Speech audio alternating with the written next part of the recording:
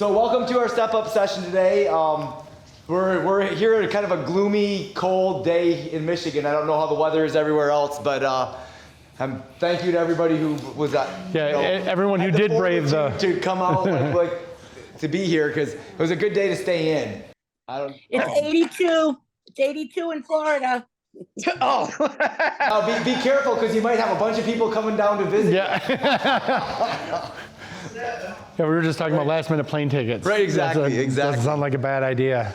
So we're going to kind of start by going around. Let's start with online and having everybody kind of go through and introduce themselves.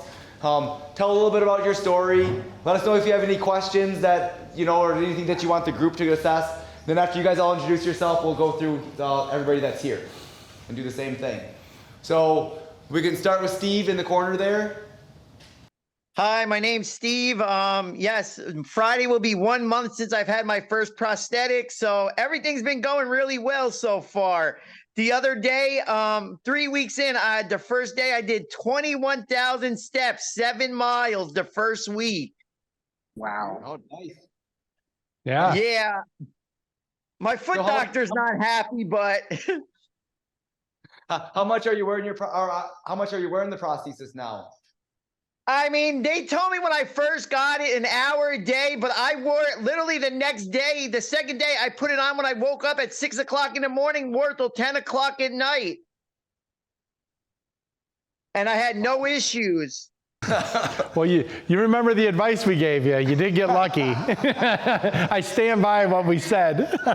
Yes.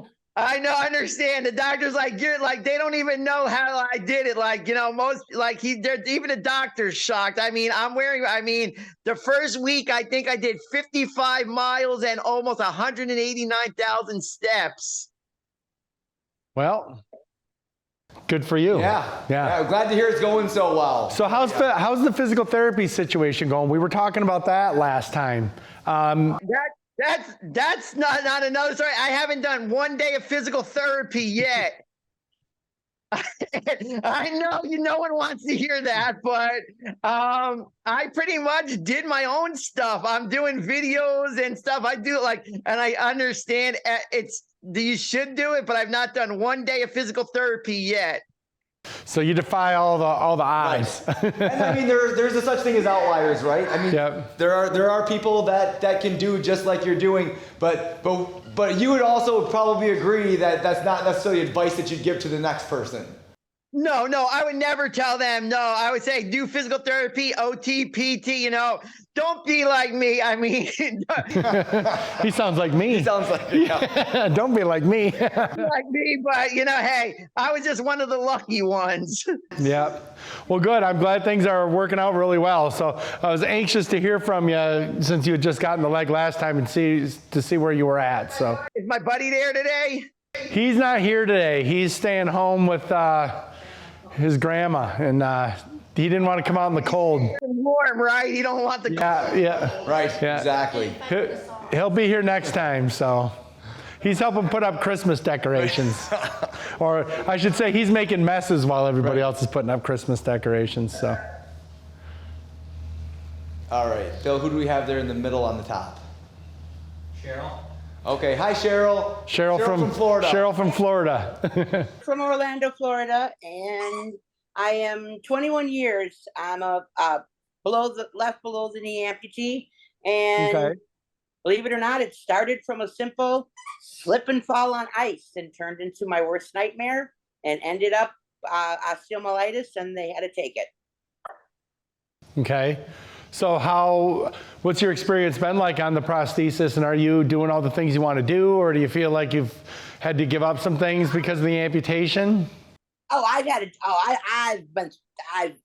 definitely, I mean, in the 21 years, I mean, the career I had couldn't do, because it was a career where I was on my feet, 60, 70 hours a week on the go, traveling with my job, it just wasn't going to work. I've had tons of surgeries and infections, and I feel blessed though. I can wear my prosthetic. I do walk. Challenging. I need a knee replacement on my good knee, and I'm going to be doing weight loss surgery at the beginning of December. So hoping that maybe that's going to help with the knee issue, that maybe I can hold off on a replacement. That's what I'm hoping. So, but I literally, I'm walking a lot less. Part of it is the weight. So, I've been working all year to get to this, getting through all the approvals to have the, the insurance to cover it. And we finally got there. Okay. So, Congratulations. I'm excited. Thank you. So I'm very excited to have, I said, I'm 4 weeks. 4 weeks from tomorrow they are doing the surgery. So, I'm hoping that I'll be able to walk. I was walking freely. Now I walk with either a walker. I have a scooter that I have to use now with walking my dog because it's just too much, to walk him as much as he likes to go out and be walked. And I want to get back to, I wasn't using anything. So that I miss. Okay. So what are some of the activities that you like to do or that you want to get back to, like walking outside or? Right. A lot more walking. And then I have three young grandchildren. I want to be able to go hiking with them. They love to hike. They love to climb, go to climb the walls. They love to do, go to those places where you can, trampoline parks. I want to be able to do more with my grandkids. Go on rides at the amusement parks because I'm too big. So, roller coasters, they want, but I can't go on them with them. I'm too heavy. I'm too bad. I don't fit. So, just to be able to be more active with my grandkids. Right. Big time. I'm 60 years old, but I feel I still have, tons of years to make, and I know, like I said, I think a lot of my issues, is the weight. And so, because I've gained a lot, that I can say, since I've gained like 150 pounds, but since I've been amputated. So, that was very depressing, but I was in a wheelchair. I didn't walk the first 2 years after I was amputated. Every complication, I kept hitting the brick wall, infections. And every time they'd fit me in a prosthesis, we'd have to take, I couldn't wear it because then I would get another infection back into surgery. So it was a nightmare. That's why I envy Steve. I'm like, wow. And then when I finally got my leg, I could only wear it like an hour a day. It took a long time to build it up. I mean, I'm in a pin system now. I like it. It's easy. I like easy. I don't like things with a lot of parts. I want to be able to get in, get up, and go. But I do wear the leg all day though. Okay. That I do. Good. Great. So I'm looking forward to, I finally got a chance to actually join you guys, and I'm really looking forward to it. Yeah. Oh, well, we were coming. Yeah, that's great. And we want you to keep us posted how things progress with you. I mean, the weight loss, if you have success it's definitely going to help and make things a lot easier on the prosthesis. Right. There's no doubt. So it'll be interesting to see how that pans out. And, like I said, keep us posted. So. Oh, I most certainly will. I've heard good things about your program. Well, good. I'm glad to hear that. Thank you. All right, next we'll go to Ben. Hey, everybody. I'm enjoying my weather up here in Indiana. We're about double you guys. We're 70-some degrees up here, down here in Indianapolis. I joined a gym membership in the last month. Actually, just this last week, I meet with my trainer actually Thursday next week. And he's going to help work my core area, get me back to where I was before I lost my job up there in Michigan. And hopefully get me into better shapes where I can actually, like the next 5K I can do more than just walk it. Yeah. I mean, I'm glad I still walked it, but my goal, I want to run one and maybe even do one of those triathlons with you guys, just one. But that's one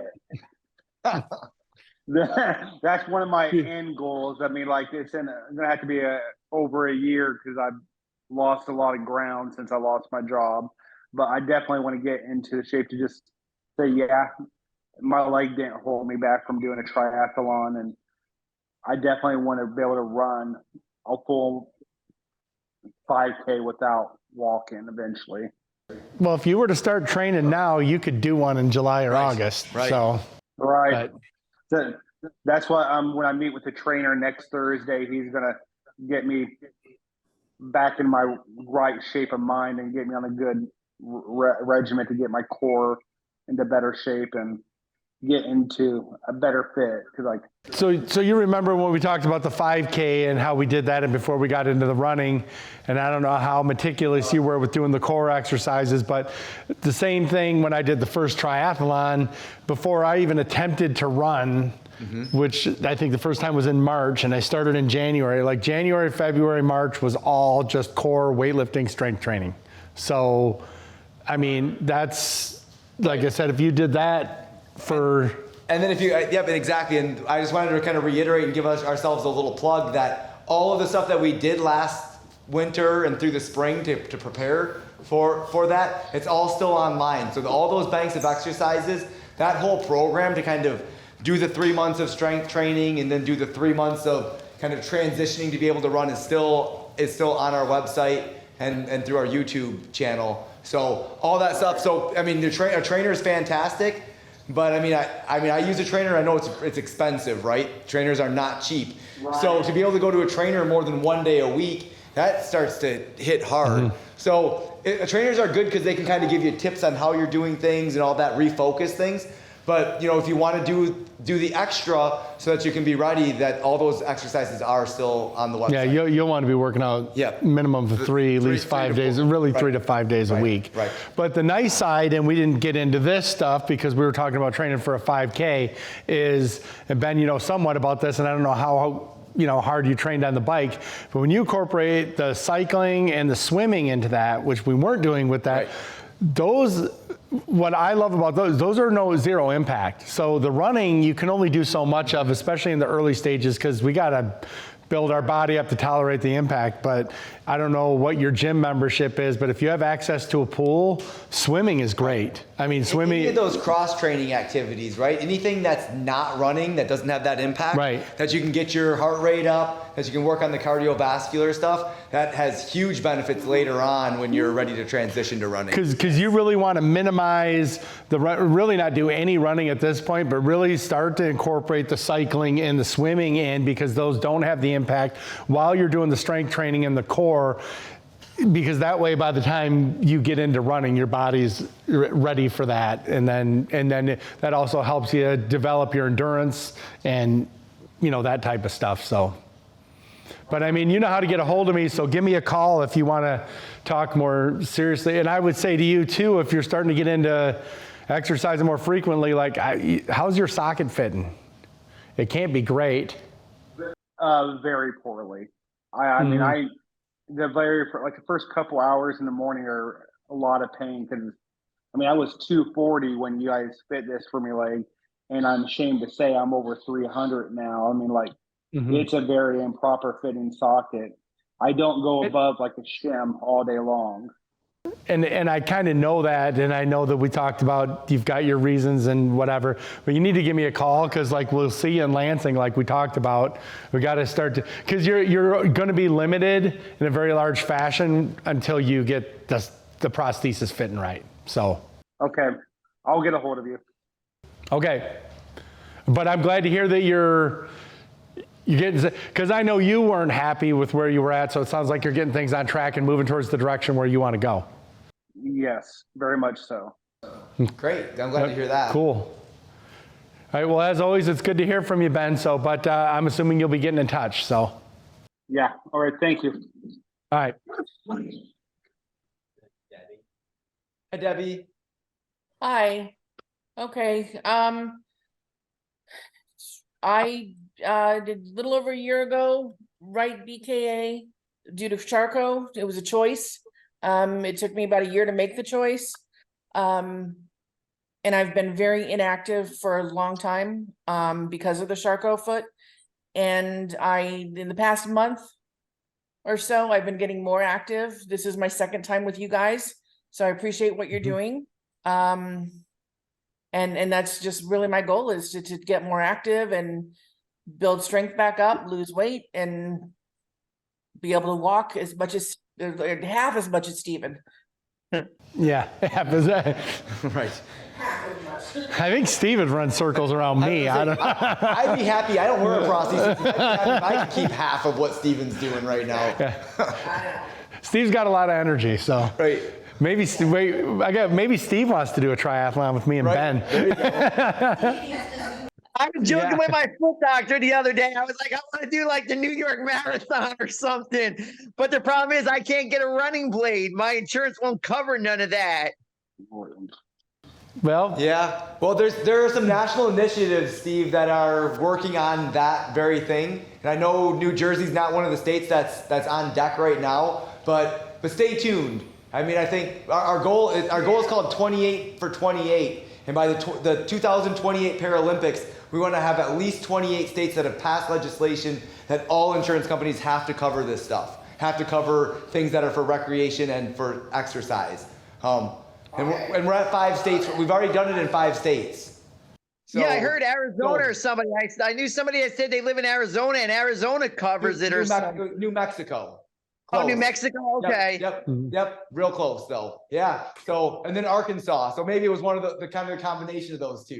But yeah. All right. but I'm willing to go out on a limb and I'll say this. If you're willing to come up here and do a triathlon, I'll find a way to get you a running blade. Right. True. That's true. So we went from telling you to slow down to telling you to train for a triathlon. What's that? When do you guys do it? Once a year? We do a few a year. Well, Nate, I'm doing them. Right. But I'm yeah. semi-retired right now. Yeah. but yeah, I mean, it would be a little bit of like this first year, I think this summer would be too premature, but next summer, but yeah, if you have those kind of aspirations, when you lose a leg and you go through something like that, and I know I've been through that, and I've talked to a lot of other people, you kind of take for granted some of the things that you can do, and then when you start to get some of that back, it's like, you'd say, hey, this is something I didn't think about doing before, and then all of a sudden you want to do something like that, so that would be, but yeah, I'd be happy to help you with that, so. Well, was Deb finished? Debbie, did you have any other questions or anything else you wanted to say before we move on? No real questions. I'm going to my prosthetic person tomorrow, hopefully to get fitted for a new leg. I'm like in 10 to 15 ply sock, Okay. so I need a new one, and I want a new foot as well. I've got the basic standard foot. I'm hoping to get one that's a little bit more flexible. So you're in your preparatory, correct? Meaning? Your first leg? No, I have my first leg. I've had my first leg since October of last year. But that's what I meant. This is the first leg, or Yes. Oh, okay. This is my first leg. So they'd be evaluate. That's what I meant. I thought I remembered you were in your preparatory. They probably didn't do a prep. They probably did a definitive. If she's been in That's it true. for a year. Yeah, I guess there's different. But anyway, yeah. So if they're evaluating you for a different foot, you've probably changed your activity level. Hopefully those windows are open for you. But yeah, good luck with that, and keep us posted. Okay. All right. Excellent. Thanks. Next. Elizabeth, hello. Hi, my name is Liz, and I'm recently amputee, so I don't have a leg yet.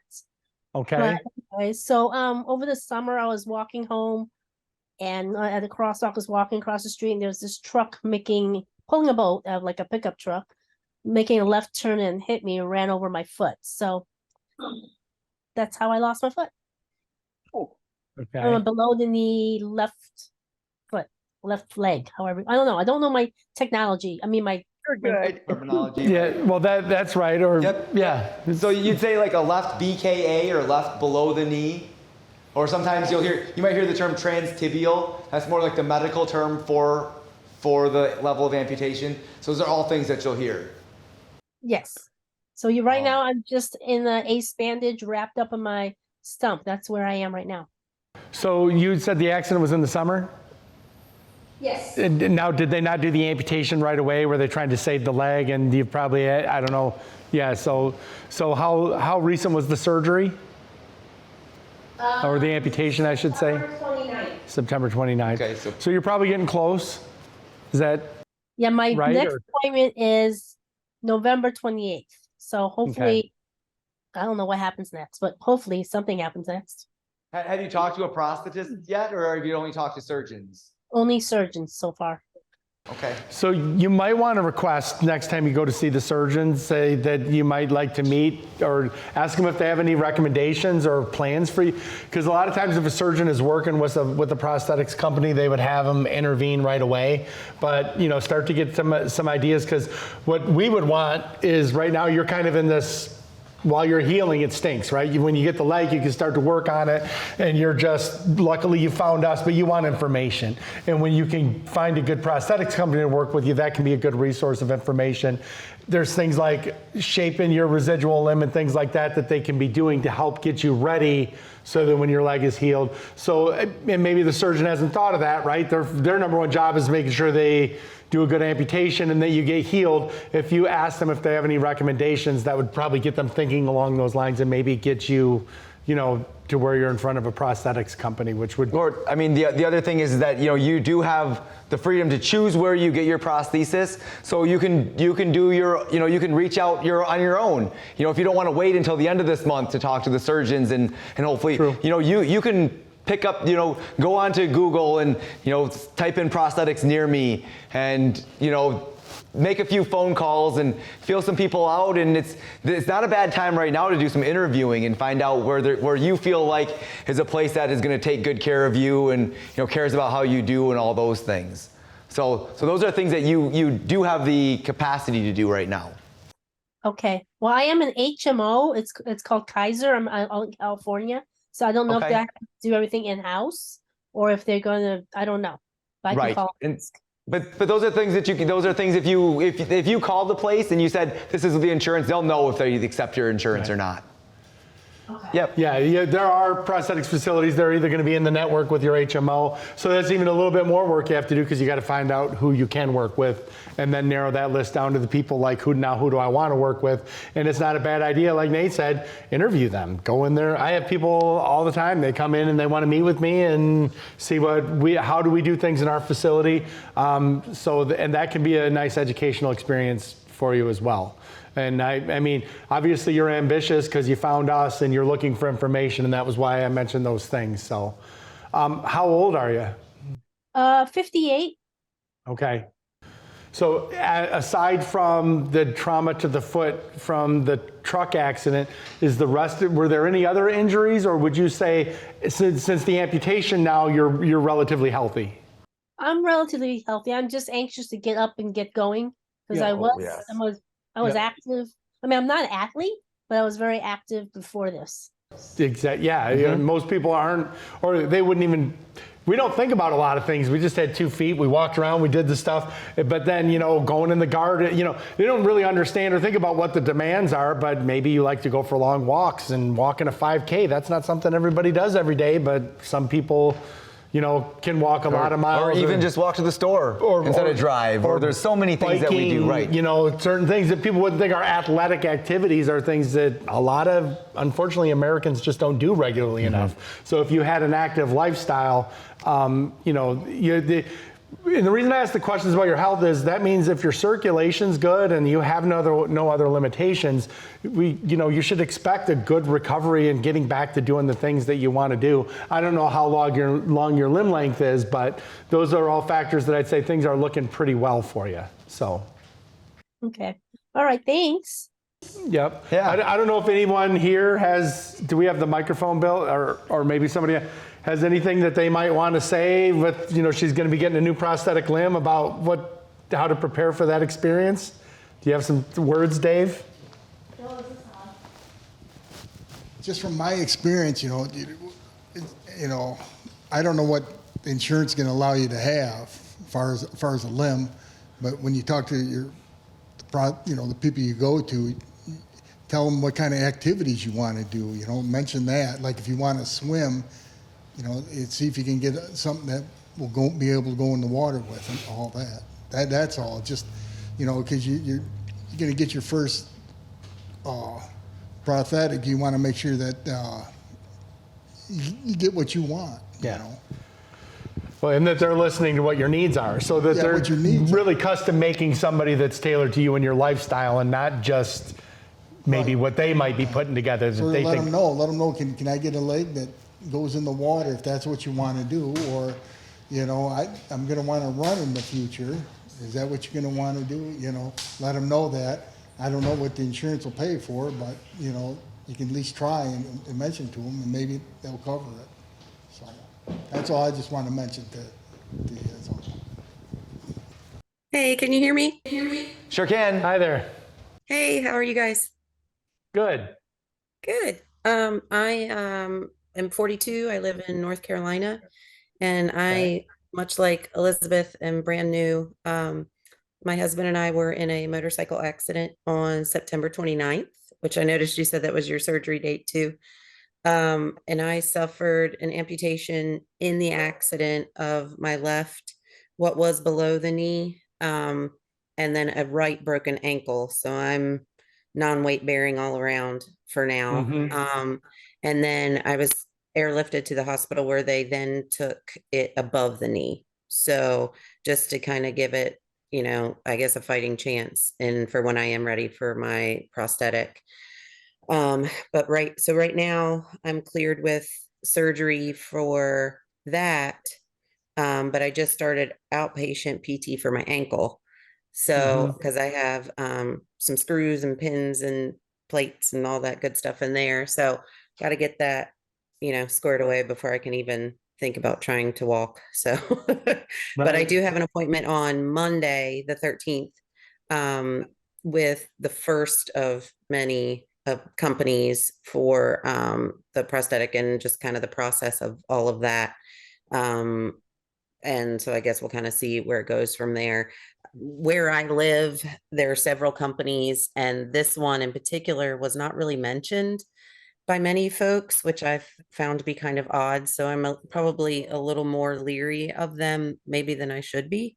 But I'm definitely going to go and see what they have to say. And then, like you mentioned earlier, you know, shop around and find one that's a good fit for me. I've had several others that were, several other people, excuse me, that suggested one in particular. And so they're on my list as well, for sure. But I have plenty of time, it sounds like, but just because of the ankle. So I want to make sure that I take that time and use it wisely. Yeah. Well, one thing I wanted to mention is in this short term right now, you know, obviously walking is not your immediate goal because of your right ankle, right? But getting a prosthesis for your left side will help you to transfer more safely. It'll help you to balance better, even sitting balance. There's a lot of benefits to still getting a prosthesis sooner rather than later, even though it won't translate directly to walking right now. So don't discount the benefits that it could provide for you, especially just reducing the risk of you falling and re-injuring something else while you're transferring is going to be huge with a prosthesis. Having something you can safely push down on versus that ankle that is broken. So Nate basically just covered all the things that I wanted to say. And Gotcha. And but like the healthcare professionals, and this is something, you know, amputees are less than 1% of the population. And obviously they're thinking about your ankle and they're not thinking about standing balance and how that can help you to transfer. But yeah, if you can't put weight on this side, you've got that other side. Even sitting, like people don't really consider, if I was to sit here, you know, and you would know now because you don't have 2 feet on the floor when you sit, so you're probably leaning to one side or the other to keep your balance. All of a sudden you get a prosthesis, you have 2 feet on the floor and your core is engaged again. And you don't, you know, the first day that I was fit with a prosthesis, I was sitting in a chair at the movies and I was actually disappointed on how, I was walking with the prosthetic limb, but I was like, why do I feel so good? And I realized at that moment, like, wow, here I am sitting, and for the first time in 3 months, I'm not doing this where you're fighting for balance, which I'm sure you know all about at this stage of the game. So I like that so you can suggest to the healthcare providers, hey, what about for standing balance? What about for, you know, and they'll probably say that's a good idea and then go on with it. But, because like we said, going with the 1%, they just don't think of the benefits other than walking, which there are a lot of them. Right. So, and I'm glad you're doing the Joined this to kind of get that other, I'm sorry, my husband's in the background on the phone. Yeah, to get another perspective. Like I'm all about trying to get the most information I can. You know, well, I love it. You know, in the hospital, everyone's like, "You're so young." I'm like, "Well, thanks." Yeah. But you know, considering, I guess I am, babe. Sorry. But I have young kids. I have a 6-year-old and a 12-year-old. You know, they're Right. still babies. And you know, my husband was hurt in the accident too. So we're ready to get going and get, you know, back Right. to our new normal, but get to our as best as we can, as quickly as we can. But it's a slow process, and that's hard for me. I'm not Yeah. a sitter at all. Well, and that there's kind of two sides to that. You know, we all get, and I've had people in this room that when they're healing, that's the worst part. I mentioned that to somebody earlier, right? But the nice thing is that means you're ambitious and you're ready to go, and that is going to benefit you later. I mean, and for everyone who's joining us here, you're willing to advocate for yourself. You know, so many people are just accepting what they're being told by their healthcare providers, and you know, the people that are trying to find their own information, and you said you wanted to hear a different perspective. So I can go out on a limb and say I think the odds are that you're going to do pretty well through this because you have the right attitude, and that's, you know, that's the one. In time, a lot of things are going to work themselves out, but that's the one thing that's going to help you. So yeah, that part where you're frustrated now because you want to do. A lot of people are comfortable waiting, and they're, you know, wouldn't, you know, so that's going to benefit you in the long run. So, you know, good luck with that, and you know, we look forward to hearing your story and see how things progress for you in the future. Yeah, for sure. For sure. Thank you. Yeah, thank you. Okay, and then we have Emma.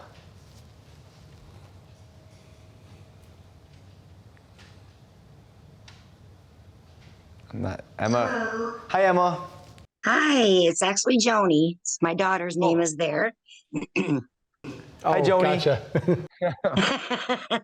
Let's see. I lost my leg. I am an above the knee amputee. It's been almost 2 years, so I'm fairly new at the walking stage. And I just want to learn how to walk more. I was very into exercise before, and I just want to figure out how I can do it again. So that's why I'm watching, and that's why I found you. Oh, great. Well, and we are going to do some exercises in the second half of the thing today. And Nate had already mentioned we do have a lot of exercises for starting out at various different things, and hopefully that they explain, you know, for what you might want at what level of the process you're at, where you should start. But I guess kind of break down what the 2-year process has been like for you so far, and where you think you're at, and how that's, you know, coming along. If you're satisfied with where you are, or do you feel limited? Do you feel like you should be doing better than what you're doing right now? I do feel like I should be doing a little bit better. I wanted to come today to the class, and I just started to see a chiropractor. And I don't know if anybody else has lower back problems with the prosthesis. So he advised me not to start anything new, but I do ride my exercise bike, and I probably do about 45 minutes a day. I'm up to. Okay. Okay. Oh, wow. So you really are trying to go after it already.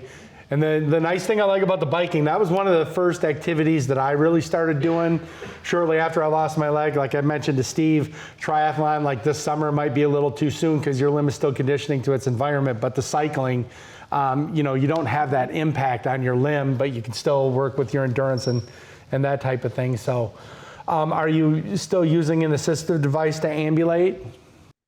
No. Okay. I do like to hike, so I do have trekking poles that I use when I go hiking. Sure. But I have a lot of limb pain, a lot of discomfort in my limbs still. So we're working on the size of the socket. It was a little tight. There's areas rubbing still. I just got a new knee, so I'm trying to, and a new socket. So what so that's a lot there, right? That's a lot to get used to when things are changing. Yeah, and 2 years is not that you're far enough that we would say your limb is seasoned. And you know, something we always tell people is the more active you are, the more rapidly you're experiencing those changes on the prosthetic limb. So without seeing your leg and saying, you know, this, you know, and looking at the socket design and that type of thing, I'd say that it's probably because you're more active is why you're experiencing a lot of that, and that's a positive thing, right? It means, even though it is frustrating, I think at the stage that you're at, it's hard when we don't have that consistency yet where, you know, one day it might feel great and then the next day you're like, oh, what is this?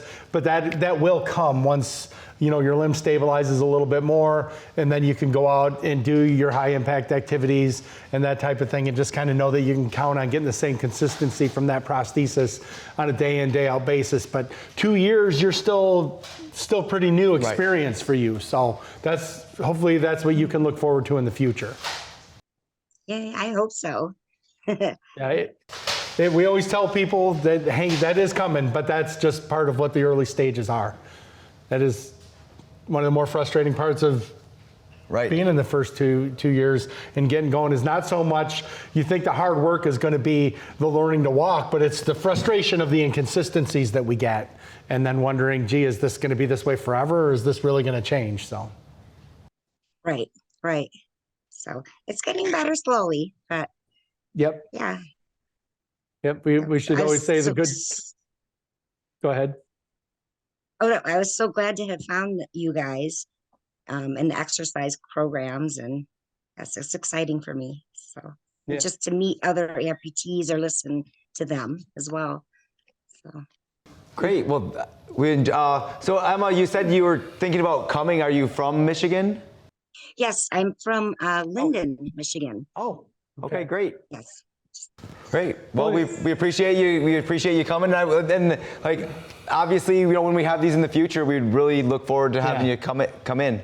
And even like the chiropractor saying, taking on new things. A lot of the people that are here, they're here to interact and meet with new people who are going through things like, so you don't even have to participate in the exercise. Like you said, you're trying to look for that interaction and stuff. And that's, as much as we think people love to exercise, that's really the main thing is trying to share their experiences with different people, because like we mentioned earlier, amputees are less than 1% of the population, and we're just trying to create a network where people have a opportunity to share their experiences and hey, is this normal, is this, and that can ease the frustration, right? I mean, when somebody tells you, yeah, I'm going through this, but this won't be that way forever, and we don't have a lot of people or to get the opportunity to interact with other people to hear that, so we just kind of feel like we're out there on a limb, and these groups are designed to help people feel like, Dave or Dwayne or, more seasoned amputees are saying, yeah, I went through that too, and that will change. So Blair, do you have that microphone? Let's go ahead and start. So now we're gonna go through around the room here and introduce ourselves. But I want to do a little bit differently this time. Maybe if somebody can think of something that they might want to say to one of the people that we just met or spoke to online, how that might relate to your experience or any kind of advice. I think most of them got good attitudes. It should come around real quick. Yeah, it definitely will help. But we'll start with you, Stan, and we'll go ahead, Stan. Introduce yourself. I'm Stan. I'm 4.5 years post double amputation below my knees. I've been in therapy ever since then, but I came to the point right before the summer started that, yeah, I was doing okay in therapy, but that didn't mean I was doing okay anywhere else. So I backed off my therapy a little bit and started going to practice therapy. Anything I wanted to do, I made sure I could do. I started trying to increase my walking time because I also have a bad back. We're braced for it. But right now I'm up to about 25 minutes where I can walk around and not have any problems with my back. My goal this winter is to increase that to where I can get to at least a click or something like that. And sorry about that, go away. And I'm also in some, with a therapist, going over some issues that I think most of us have problems with, but we don't talk about. I have a problem with being treated different when I'm wearing long pants and when I'm wearing short pants. I appreciate people's concern and attempts to help, but I'd much rather prefer they just disregard the feet. I'm not military, government, but I've had so many people stop and ask me to thank them or to thank me for my service. It's rather embarrassing to tell somebody, hey, I didn't serve, man, anything like that. So, and that's what you've got to maintain. The biggest thing I can say is keep your sense of humor. That's, you know, that's got to be, if you can't laugh, then what is it? So the other advice I would give folks is keep your prosthetics clean, keep in touch with your supplier, and if you even get a little bitty bump or something where you've been amputated, make sure you take care of it. I spent 6 weeks this summer not able to wear my right prosthetic very much. I could get it on for a couple of hours a day, but I had a little boo-boo right here on my kneecap, and I didn't think it was ever going to go away. So keep your stumps clean, keep your prosthetics.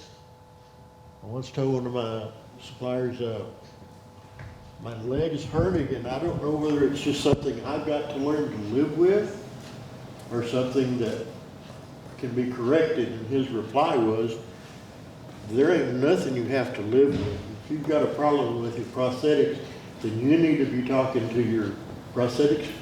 And if they don't give you any satisfaction, get a second opinion. Great advice. Right. Yeah, great advice. That's, prosthetics aren't the same everywhere. I've got my prosthetics in UP, because I was living in Sioux, and there's just not that kind of care that we have here, or that you folks even have access to. Nobody at the hospital or anywhere else had ever seen anybody with an amputation, much less a double. I was an attraction for about 4 weeks at the recovery hospital. Everybody in the world wanted to go see, oh wow, those are beautiful stumps. And I went, you know, I've been called a lot in my life, but never had anybody say I have beautiful stumps. So that's about all the advice I have. Well, thanks. Thanks, Dan. Dan. All right, Dwayne. Dwayne, you want to grab the microphone? You want to grab the mic, Dwayne? Just Yeah, we want to make sure they can hear you. My name's Dwayne. I'm right leg below the knee. I was lucky I got with Bremer's right from the get-go. He'd seen me before I even had a leg. And I was to a class a couple of times without even having a leg. And I've been with him ever since. That's 11 years now, 12 years. And they're just fantastic people to work with. And just like they're taking their time to do this for us right now. Just can't beat it. And it's just good. And you got to listen to what they say. Keep with them all the time, because your leg will change. I don't know how many times I've already shrunk since I've started, different times and stuff. And like Stan said, you got to watch it when you get a sore, because once you get a sore, it takes so longer to heal. I was a diabetic. That's what caused mine to begin with. I was in an accident, and that's even worse because my circulation's terrible. But you got to keep up on it. And have a good attitude. And you guys seem to have a good attitude. Everybody here always seems to have a good attitude, and it makes a big difference in getting going. Because you should be able to do just about anything you want to do. Right, Dave? Yeah, I'm about the same as him. Yeah. My name's Dave. I've been an amputee since 2017, and I've also been with Bremer ever since then. And I actually, before they did the amputation, I contacted them before and set everything up, and they helped me walk me through the whole thing. So I feel very fortunate for that. And I just like Dwayne was saying is, you just, listen to him. And the only thing I like to add, what he had to say is, sometimes it gets a little frustrating because you'll plateau out, and you just hang on there because it'll work it out, and you get moving more and more all the time. But just like Dwayne says, especially the people that are new amputees, is you change a lot. And there's times I've been to them, had to go to them twice a week because I was changing so much. But just don't get frustrated, keep your attitude, and this will just become part of you. And that's about all I can say. Is One thing about these classes too, all the talking amongst all this stuff, just like when they say, we talked before about, well, what do you do when you come up to a step? Do you go up with your good leg, the bad leg, whatever? Shouldn't make no difference. Once you get there, you just do whatever leg takes, just like you did before. We talked about that in classes and stuff for years and stuff like that. It just, when you're in these classes and stuff, you got a question to ask, just ask it. Just like getting in and out of the shower and stuff, do you wear your leg into the shower or stuff like that. But the big one was driving. You drive with your leg or whatever. Like you say, the big one was coming up to a curb and you step up with your good leg or your bad leg. Step up with whatever leg you get there with. And we call that adapting to your environment, right? Adapting to your environment. And you don't do that right away. But we use that as an example of that's something that you will get to a point where, because you ask people, what leg did you lead with before? And they say, well, I don't remember. Right? But then, and because you're reacting to your environment and now you're so focused on it, and then all of a sudden you get 2 years down the line and you're reacting to your environment again and you're not thinking about it. Yourself walking up to a curb and slowing down trying to decide which one you're going to put up with. And just, like you say, just step up there. And like these guys consider this a exercise class, but it's not. Anyhow, but some of the Tell us that exercises after we're done with the second half. They do a variety. They do a variety of different exercises, but a lot of it. Need the second half. Yeah. But a lot of the exercises is balancing and stuff like that, which is really good. And you learn things on how to walk. You know, there's something new they come up with, and like using the muscles that you don't even use anymore. And listen to these guys; they'll tell you. All right, Dawn. Hello, my name is Dawn. I'm a below the right leg amputee. I have been for 10 years, and I've been with Bremers right from the get-go. And I don't know if I would have made it if it hadn't been for them. So they give you lots of encouragement, and these classes are the best in the world because we get to talk, we learn from each other, we've formed friendships, and now with you joining us, we have new friends, and it's nice to hear your stories. Keep the faith.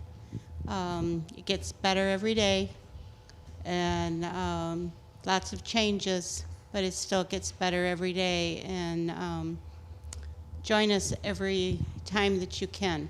So thanks for joining us today. My name's Len. It's been 2 years September. I lost my leg in a motorcycle accident. Since then, I was always a go-getter. I did a lot of stuff before. I had to learn how to adjust to do things different, and it wasn't for these guys up here helping me. I tell you, Nate would come to my class where I went to therapy, and he wasn't even my therapist or my prosthetic, but he would actually help me and talk to me at that time. It didn't take long. I switched over and started coming to Bremer, and these guys been amazing ever since. I've gone through my right hip replacement in November. I did the Crim. I walked a Michigan Mile. I did it in 20 minutes this last summer. I do biking. I do a lot of swimming. Everything, like they said, I lost 50 pounds. That helped me out a lot. Core strength is the biggest thing. And there was times you get depressed, and I said to myself, I put the goals too high. And Nate told me one time, you gotta lower it down a little bit, because I just wanted my life back. But I lowered the goals, worked harder, and now, hey, where I'm at now. And like I said, I appreciate it, everything, 100%. And I just want to clarify that I told him, I didn't tell him to lower his expectations. I told him to set goals along the way. Sometimes we set these big goals and they're just so far. We got to make sure that we're setting goals that we can reach so that we see that along the way we've hit success. Which is but I don't want you, you know, he knows that's the truth too. I don't ever tell anybody they can't do stuff because too many people have proven me wrong when I do that. It was funny because it's like, but it's not lowering your expectations, but it's, you know, because I went through that when I lost my leg, and I always shared that story. I remember one time I was in physical therapy. You know, you got to think I was 23 years old. I'd been in the military doing, you know, I saw myself a certain way and walking around with this cane and struggling with things. And I was probably doing okay, but I was frustrated because I was, you know, 7 months, you know, after the process trying to get back to work. And my physical therapist, you know, said to me, you know, what's wrong with you? And I said, well, none of this is working out. This isn't going the way that it's supposed to. Guys. Yeah. Sean's on the mic right now.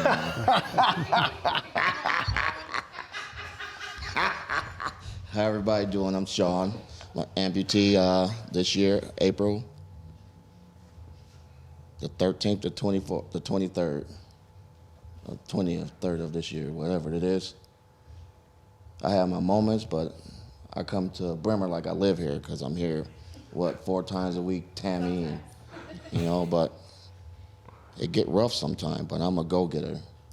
And I mean, when I first met Nate, I came in to get my leg. He was like, hey, here's your leg. I took off on him. He was like, hey, wait a minute, hold on, you can't do that. My doctor said it was okay. I can go, I'm about to go. You know, I have my ups and downs. Like they said, the changes, they frustrate and you want to just give up, but my kids call me a silverback. I can't turn into anything smaller than that. So I set my goals high. I set my goals. I was going to go back to work in September. I'm back to work full time. Is it easy? Not at all. You know, just like what Dan said, I get the stairs, little kids walk by, boom, they run. But I'm grateful and thankful to these guys, and I keep setting my bar high. I never go low. And I'll never let anyone see it because my ambition is too hard, and no one will ever tell me I can't because I'm going to do it regardless. Welcome.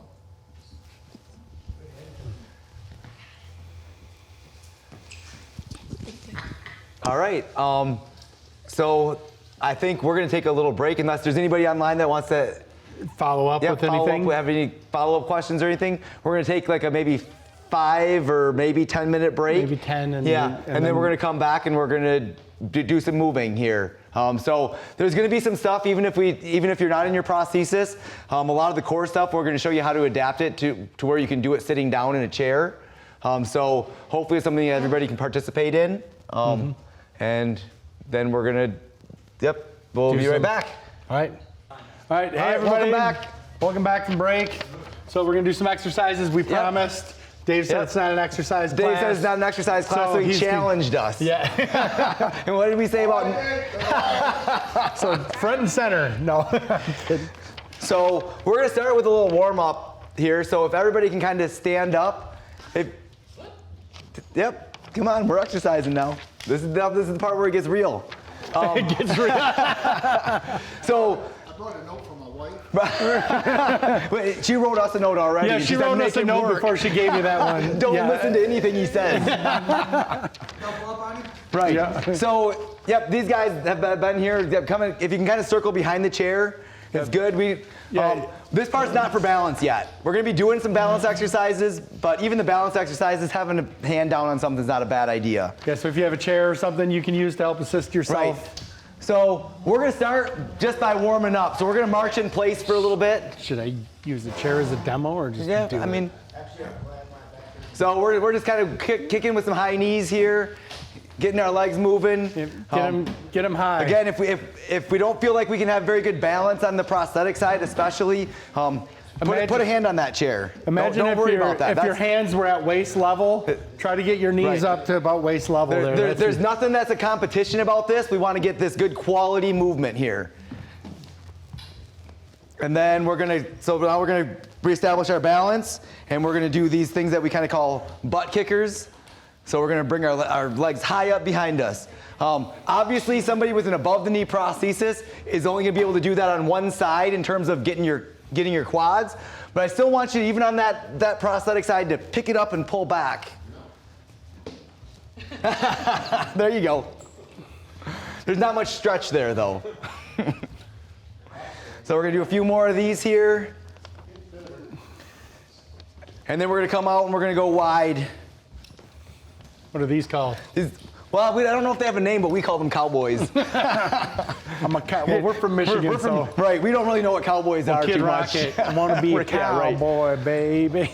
So we want to go wide. We want to feel some stretch in there, and we should be kind of changing our pace up a little bit, maybe getting a little faster as we go. We want to start to get some blood flowing here. Now we're going to go into what we call non-jumping jacks. So the movement here is we're going to start with our feet together, and we're going to take a step out to the side and bring our arms up. And then we're going to come back to the middle, arms down, and then we're going to step to the other side with our arms up. And that's one. And then we're going to go to the right, middle, left, middle, two, right, middle, left, three, right, center, left, four, right, middle, left, five. We'll do 8 of them. Right, middle, left, 6, right, middle, left, 7, last one, right, middle, left, and that's 8. Now we're gonna have what we call the hip hurdles. So we're gonna start by bringing our legs back to kind of that cowboy position, and we're gonna swing it around like we just went over a hurdle. Up, high, and around. 2, 3, 4, 5, 6, 7. Yep, we're gonna stay on one leg to start. 8, and then we're gonna stay on that same leg and we're gonna go the opposite direction. 1, 2, 3, 4, 5, 6, 7, and 8. Now we're gonna do the other side. 1, 2, 3, 4, 5, 6, 7, 8, in the opposite direction. 1, 2, 3, 4, 5, 6, 7, and 8. Okay, now we're gonna come around with some mats here quick and get these out. Anybody? So we're gonna be getting down on the ground here. This is gonna be our last warm up, but we might as well, once we get down there, we might as well stay there for a while because we're gonna be doing some core stuff. So if anybody wants to kind of come up on the stage here, anybody that doesn't feel comfortable getting all the way to the ground can kind of come, sit down. This is kind of padded. It's a little softer. It's a little softer than the concrete. I think we only have 4 mats for everybody here. Anybody that doesn't feel comfortable at all, we can adapt this for sitting in a chair also. So before everybody gets down, why don't I demonstrate the first thing that we're gonna do here? Because this is still a warm-up exercise. This isn't really our core yet. We're gonna lay on our backs, and we're gonna pick our one leg up while we leave the other one on the ground. And then we're gonna switch them. But we're not gonna switch them fast. This is more of a stretch than something that we're trying to do quickly. I got you. So we wanna try to keep our leg as straight as possible and get it as high in the air as possible. But if we have to bend our knees a little bit, that's okay. And we might not get straight all the way up. One of the things, like if you just sit from here and then And then Dawn, do you want to come up to join the stage? All right. Okay. Okay. See, I use stretch bands. I have these like rubber band things I put on my legs and use too. I use like good. stretch bands. Awesome. Yep, that's the way to make this stuff more advanced. And there's a lot of these kind of some of the abs or core stuff that we're going to do here that those rubber bands can help a lot with. Okay. So we're going to go ahead and flutter. We're going to do 8 each leg. We'll start with the right leg up and then switch. 2, switch. 3, switch. 4, switch. 5, switch. 6, switch. 7, switch. And 8, switch. Good. All right, now that we got that all warmed up, we're going to really hammer our abs for a little bit. So I'm going to set a clock here. We're going to try to do these for 30 seconds and then take a 30-second break. So does everybody remember what bicycles are? Does everybody remember the bicycles when you're laying on your back? Circle kicks, circles like this, that's the bicycles.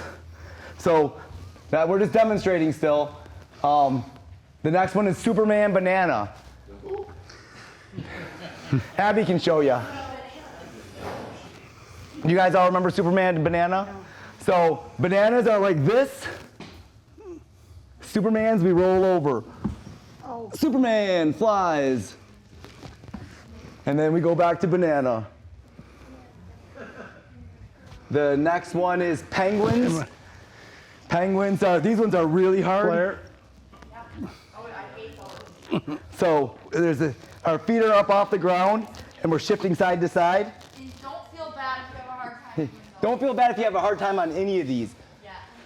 Unless you're Blair. Especially the penguins. And then once we're done with the Superman or the penguins, we're gonna do planks.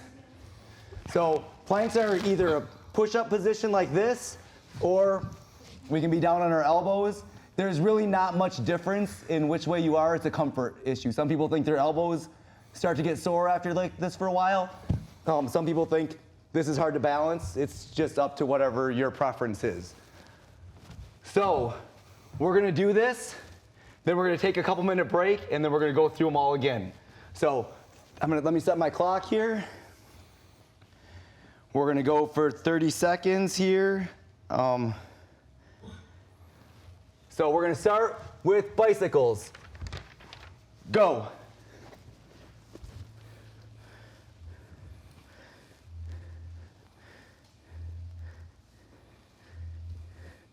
And that's 10 seconds. That's really fast. 15 seconds. 20 seconds. 5, 4, 3, 2, 1, break. When we take a break, we can kind of shift around to make sure we kind of stretch our stomachs a little bit, arch our backs if we have that mobility. That's good. The next one is going to be Superman banana. We're going to hold the bananas for 15 seconds, then we're going to roll over and do the Superman for 15 seconds. And we're going to be going in 5, 4, 3, 2, 1, banana. And that's 5 seconds, 10 seconds, and flip over to Superman.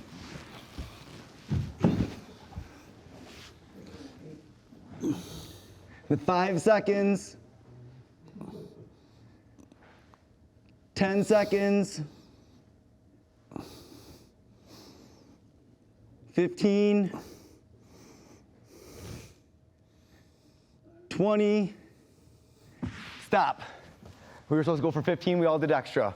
Good job, because I couldn't count. So we're on break for a few more seconds here. The next one we're going to be doing is penguins. Penguins are going to start fast here. 5, 4, 3, 2, 1, go. Oh, Blair's got it. Look at that. Not really. Better. No, you're not supposed to twist. 10 seconds. Practice is improvement, guys. Suck at this. 15 seconds. It's gonna be hard for me to talk because these ones really get me. 20 seconds. 5, 4, 3, 2, 1, break. Whew. And then planks. So we still have 30 seconds. Take your break. A penguin is pretty much you go left to right with your legs, right? You keep your legs off, go left to right, and keep your hands You to go your left side. right with your shoulders. Side to side, and you Like- want to keep your legs stable. Yeah, so your upper body's doing this, Steve, while your legs are staying in one spot. So if your core's weak, your legs are going to move. You want to really isolate your core to keep your legs straight. Okay, we'll do planks in 5, 4, 3, 2, 1, go. This is easy. I usually can hold it for like a minute or two, 2 minutes. Nice. All right, do 5 minutes. So Steve, if it's easy, what you can do is pick one foot up and count to 5, and then switch to the other foot. 1, 2, 3, 4, 5, and just keep alternating back to like that. 10 seconds to go. And 5, 4, 3, 2, 1. Good job. So we're gonna take a couple minute break here. When my clock says 5 minutes, we're gonna go through that whole thing again. And to Steve's point, like, yeah, if it's easier for you, just what we're here to do is kind of show people how they can do the exercises, but then do it at a level that is challenging for you. So, yeah, like if this is really easy, go 45 seconds and rest 10 seconds instead of going 30 and 30. That's a great adaptation. Right. It's only because you tapped it on with that comment. No, we had this written before. It just was it was just coming. The perfect link. Yeah, right. There you go. You lock it out. Right. And I say make sure you have them stretches. Yep. The best way to get your body. All right, we got about 30 seconds, and we're gonna go through our second round of things. And we're gonna start on our back with the bicycles. Again. That would make a difference. 15 seconds. Bicycle, yep. 10. 5, 4, 3, 2, 1. Bicycles. You can always, if you want to, you can always reverse and bicycle backwards too. That kind of works things a little different. It makes my hip pop a lot. I don't know if anybody else feels their hip pop while they do this. My back cracks when we do the prone leg lifts. 10 seconds to go. And 5, 4, 3, 2, 1, break. Then we're gonna go back to the Supermans and bananas. We'll start with bananas. We're halfway. Oh, there you go. So 15 seconds and we're gonna do bananas.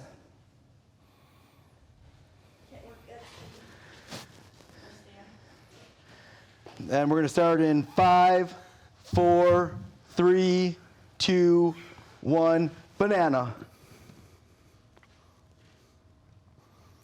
And that's 5 seconds.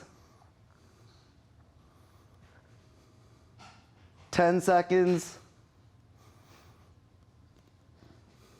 15 seconds, roll over for Superman. And Superman, go.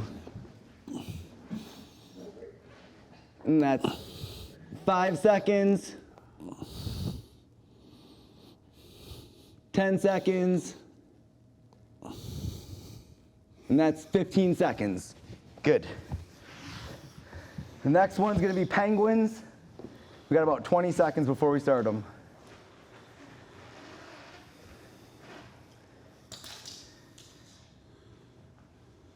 We're gonna do penguins in 10 seconds. 5, 4, 3, 2, 1, go.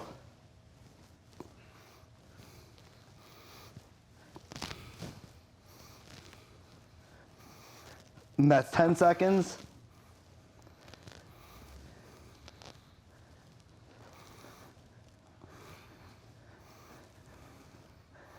$20 seconds. 5, 4, 3, 2, 1, break. Whew. Then this is the last one of planks. So this time what we'll do is we'll hold the plank as long as we can. Some of us are really competitive, but I urge you not to look at anybody else. We're not making this a competition. The winner should get a T-shirt with bear on it or something. All right, we'll start in 5, 4, 3, 2, 1. I think we should just get Steve a T-shirt with bear on it. I think we should.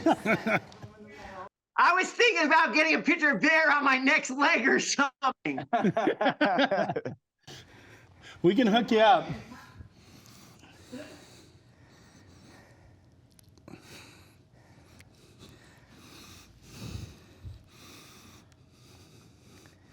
And we're at 30 seconds.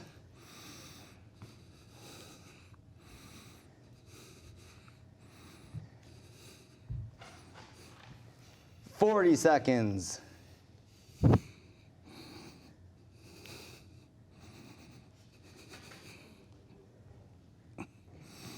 50 seconds. We got a lot of people still hanging in there. Good job. Like 1 minute.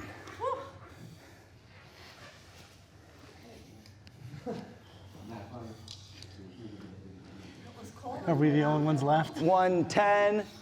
Who's still doing them? I think it was just you There's and a few people on mine. Oh, are there? 15. Oh, Sean's still doing it.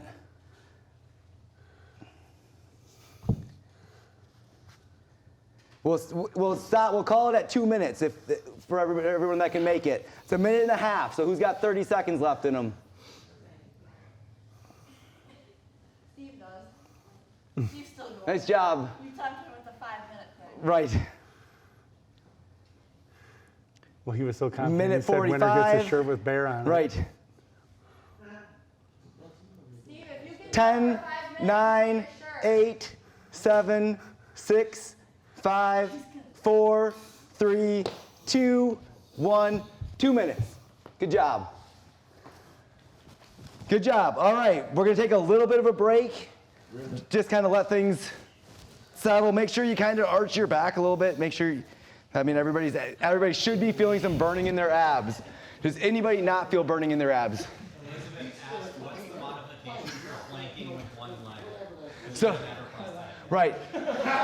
So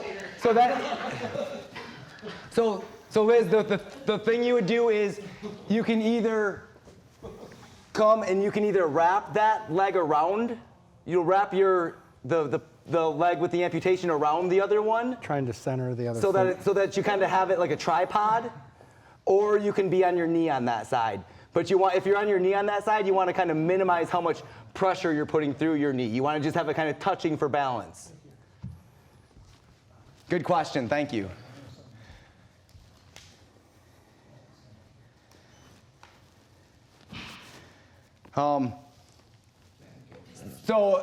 And Liz, the next ones are going to be difficult exercises, or I shouldn't even really say difficult. These are going to be ones that we need a prosthesis for. The next few that we're going to do, okay? But you can kind of watch what we're doing and see some of the techniques, and there's still a lot you can learn, even without doing today. Well, the benefit of seeing how it's done and then revisiting it when you get the prosthetic limb. So, because the next section is balance. So, we're going to start with everybody's favorite exercise. What's everybody's favorite exercise? Squats? Anybody? I think I heard everybody say squats. Everybody said squats? Yeah. It was good. It was unanimous? all in unison. So,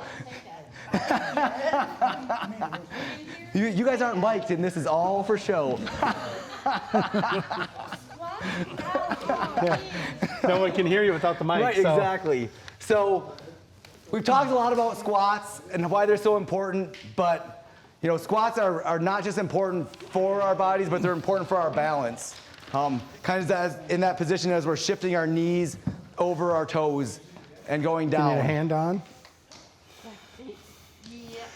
It'll probably be easier standing up from there than. Yeah. I really like for anybody that's at home You want to a go hand or you ahead got it? and Okay. use a chair. So put a chair behind you for these squats so that you have something that you're, you know, so that you know you get a good depth.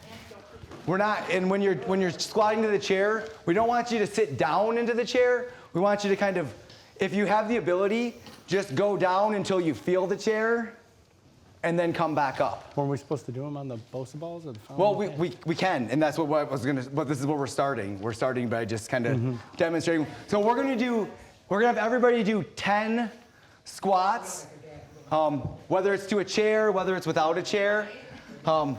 Did you show them the Nope, nope, not yet.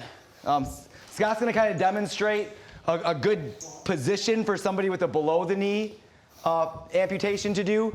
With an above the knee amputation, a squat is going to depend a lot on the prosthetic knee that you have. So which is why I really like the chair, because let's just be honest, you're doing a single leg squat. Those are really hard.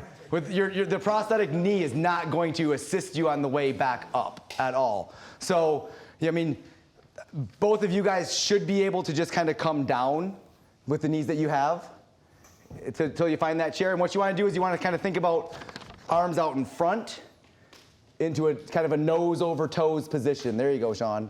There you go. Yep. Good. There you go. And the other thing is if the depth is a little bit much, you can put 2 chairs. You can stack the chairs on top of each other, and then that way you can kind of feel that transition. The transition point and keeping that tension from the bottom and then pushing back up while there's still tension is kind of important. So can we get to this point right here? yep, you sure can. Yes, please. That looks fantastic. Yeah.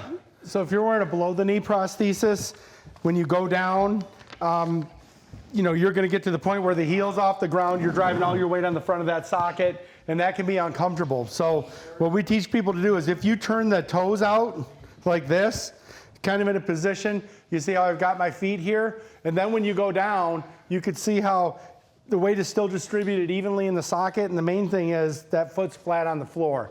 Foot flat on the floor gives us better balance and stability, and we're not getting excessive pressure on the socket, which could lead to pressure sores. Bill, can you blow Scott up while he does that? Is that easy, or is that like? So I'll demonstrate it again. There If you you can go. see the feet, you see how I turn my feet out? Again, let me show you. If I have my feet straight, see how the heel comes off the ground? See where the weight is in the socket? If I turn my feet out like this, now look at how the foot's still flat on the ground and the weight is even inside of the socket. So you just go. So you almost want to think about being in a position where your heels are as wide as your shoulders. So it might be a little bit wider than if you've done squats than what you thought it would have been. So you want to drive wide and then toes out. pointed out. And then as you go down, you're going to drive your knees outward instead of straight forward. You're going to drive out over your toes to come down. So we're going to do 10 of those. Whatever method, whatever pace you want, just try to get 10 of those in, because we're warming up again, and we're going to make this even a little bit more challenging for our balance here.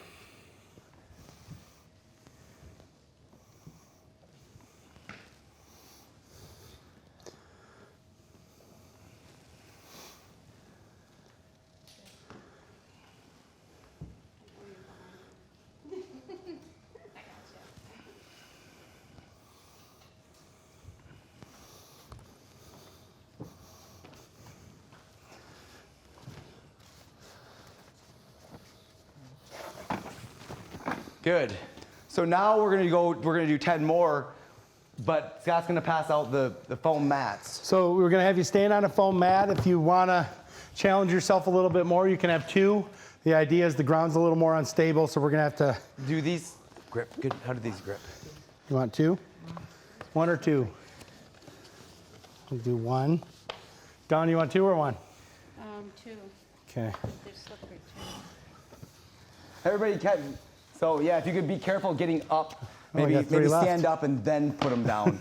I guess you guys lucked out, huh? All right, here you go, Stan. What, you're gonna pass? Okay. Somebody want two? All right. So we're gonna do 10 more. Yep, we sure are.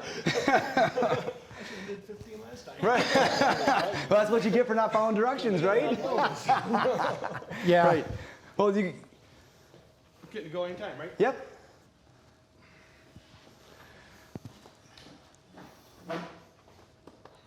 So do you feel how finding that balance point's a little bit trickier on the just on the, even though it's just a piece of foam?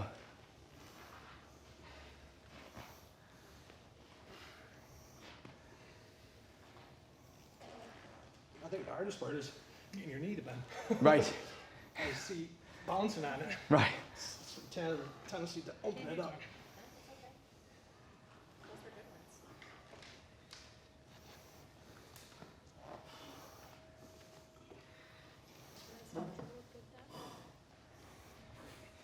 Good. And then we have the BOSU balls here. So if anybody, does anybody want to try? Scott, you want to demonstrate on the BOSU ball? I don't. I'd like to turn mine. You like? Oh yeah, flip it over. Yep. But so there's two different ways to do this that both have kind of different challenges. This one is going to be hard on the prosthesis because you can't go as wide, right? But then to come down and keep that balance this way is one way to do it. And I like this kind of like because you can go a little wider too. You know, you can go a little bit wider, which is probably the big thing. But just you get. There's a flat spot for your foot to rest on too, right? Well, I was going to say the flat spot is kind of key. So what you're really trying to do here, and this is big when I try to teach people, so we don't have an ankle, right? So the way you can really work on your balance is you need to do your hips, okay? So if I'm losing my balance here, I can't drive down with my toe or my ankle, but I can use my hips. And if we do this and you can keep, we call it get your core or your center, you can kind of feel that shifting, but if you really focus on the midsection while you're doing that, you can do all kinds of different things to improve your balance. So like we were just doing squats, you can work. Now, you don't necessarily have to go as low, but what's happening here, my weight is shifting, so I have to balance at all different points, right? Also, something I might do when I'm doing this, when I'm working on my balance, getting like 5-pound weights and doing curls. Yep. Well, if you got a ball over there,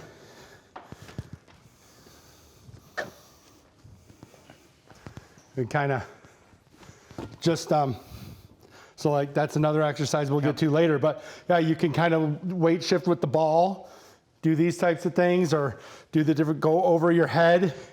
But so every time we move, I have to change the position of my hips to maintain my balance. But if you can learn to keep your balance through your hips, it's pretty. Right. That's a pretty important thing for being able to do the things you want to do with the prosthesis, is learn how to train the hip on your prosthetic side to replace all those fast twitch muscles that were lost in your ankle. Because our ankles are made for these little corrections that keep us balanced. Our hip is made for big, slow movements. But the good news is that with practice, you can recruit the right kind of muscle fibers in your hip to make those quick movements. Well, and they radiate, quick, small adjustments. You know, into the quadricep muscles and things. Yep. But the big thing, like I like the paddleboard. So if you're on the paddleboard, you don't really notice until you're starting to drift. And what happens, I have all my weight on this side of it, right? And then your normal thing would be to try to push down on your toes. Well, what happens when you try to do that? Boom, I go right over into the water. But if you're locked into that with your hips and I can quick shift over, I can drive enough weight down there to keep that paddleboard. Because a lot of times if you're, especially on water, this is why I practice on this, because I like to do a lot, you know, I like to water ski, my things are like that. And a lot of this I've figured out in water skiing, how I could drive my hip down to help make up for that movement that I can't do, you know, with the toes or the ankles. So what we're gonna do now is have everybody stand back up on your mats, or if you're, or not mats. It doesn't matter if you have a mat, if you don't have a mat, but everybody stand back up.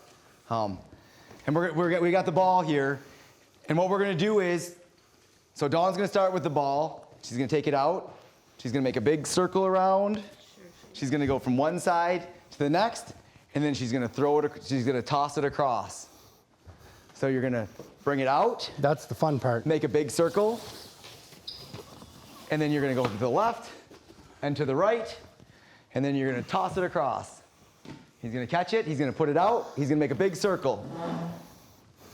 He's gonna go to the left, he's gonna go to the right, and he's gonna toss it across to the next. He's gonna put it out, big circle, to the left, to the right, and then toss it across. Big circle, left, right, toss it across.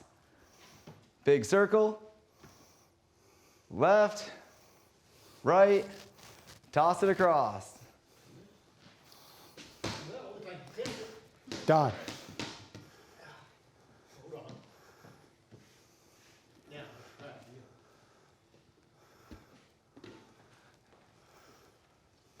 And we're gonna come back all the way to the beginning. Do the same thing. No, go right back to Sean here. Yep, there you go. What are we gonna do with this? Remember I was saying the thing with the shorts? I think Yeah. this is what I was doing the one time I didn't have the shorts right, on. right, And they and said it people are didn't like- look believable. Right. Yep. No, that's next. No, man, we're out of time for dodgeball though. No, we can make time. We can make time. We can make time. That's a great balancing while weight shifting exercise. Right, right.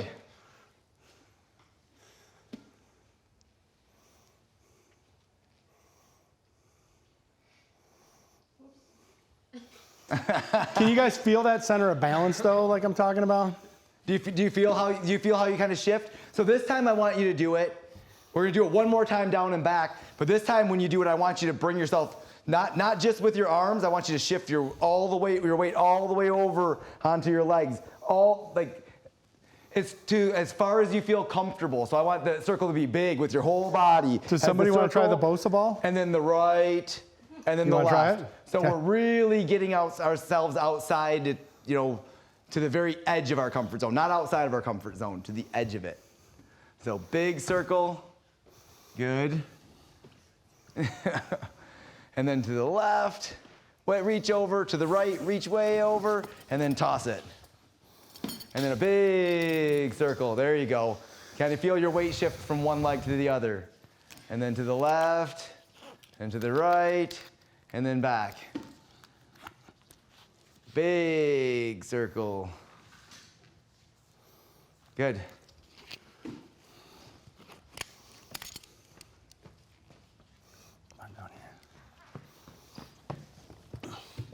So I'm going to use there you go. the waist Really belt out onto to that help get you prosthetic side. There centered you go. so that Good. you can kind of get a chance to feel it, all right? Might as well. Gotta have one idiot in the bunch. I mean, We're good.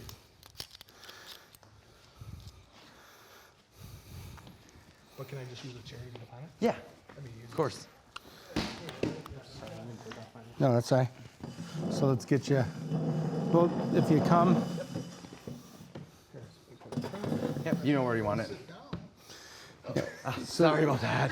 so get your feet nice and wide. I thought I was not taking your chair. I was not trying to play that joke on you. Yep, so try to, so, See, how good are you so at now, these squats? How low do you can you feel get? that center, right? Now, do you feel what I'm saying, like driving your hips down? Yep.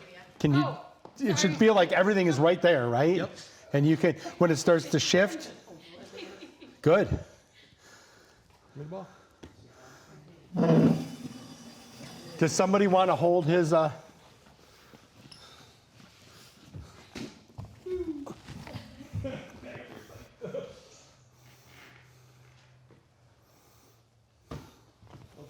Got it? Yep, you're good. You did good. Yeah. Good job. That's hard. So how do those muscles feel right there? Oh yeah, they're burning. Those are the muscles we were talking about at the beginning of this. Because even though you're focusing on your hips, Yeah. and you were doing those, it's going translating right to those muscles, isn't it? It Yeah. was. So you're kind of using this to let you know which muscles do I need to fire, but all the work's really going on inside of the socket too. Yep.